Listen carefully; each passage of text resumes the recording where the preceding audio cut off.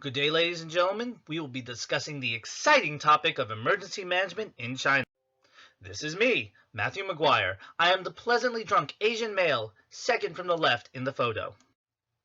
This is China. It has the second largest population in the world. The vast majority of people and population centers are located in the southeastern part of the country.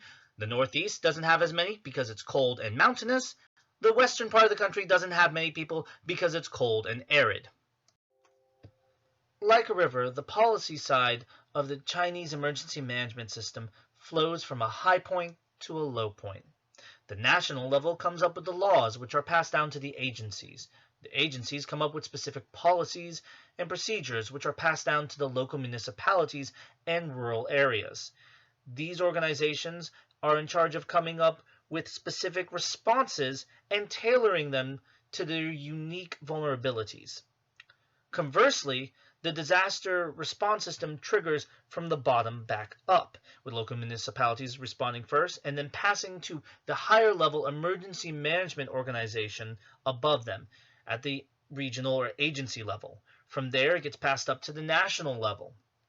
Now, the national government can trigger an immediate response if they so desire, but most of the time they allow it to go through the lowest point to the middle point, back up to the highest point. The military is separate from this process, though. They are considered to be their own agency, and they operate without any oversight by the civilian side. They have their own standard operating procedures, they have their own resources, and finally, they possess their own response teams.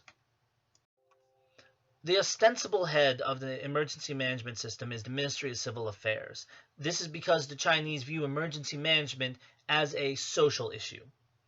The National Committee for Disaster Reduction is in charge of gathering information and then providing new policies to mitigate the vulnerabilities of the disaster-afflicted areas. From there, every agency is in charge of its own unique kind of hazard, such as industrial accidents with the State Administration of Worker Safety, or earthquakes with the National China Earthquake Administration. The Emergency Management Organization is in charge of coordinating them, and is in a three-tier system with the national level, a regional level, and then a local level. IGOs and NGOs are allowed to participate and encouraged to participate in emergency management processes and are again coordinated in conjunction with the Emergency Management Organization. The country also has bilateral agreements when it comes to vulnerability mitigation, such as with the United States EPA. China is prepared for every major kind of natural disaster that has occurred except for volcanic, because the last volcanic eruption occurred in the 5th century.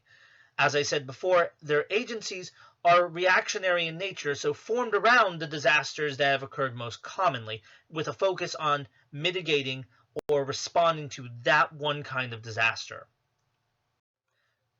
Terrorism deserves a special mention because there's 3 major terrorist organizations in the country, but the largest and most important of them is the Uyghurs.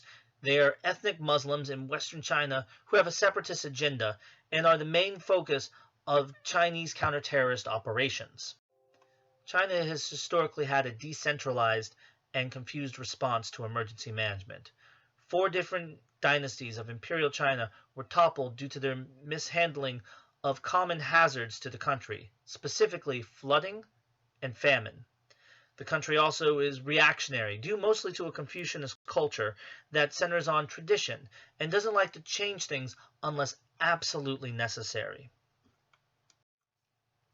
So, there are more obstacles than that, though. One of them is the over-reliance on the military in response. The military does not coordinate with the other branches, and when it comes to terrorism, they also have issued brutal crackdowns to try to suppress the Uyghurs, which has only led to more terrorism in the country.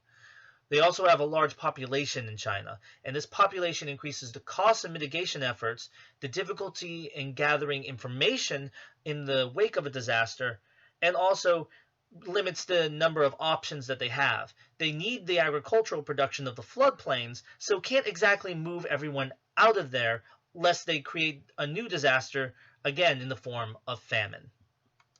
Thank you for listening to my presentation today. I hope you all have a wonderful day.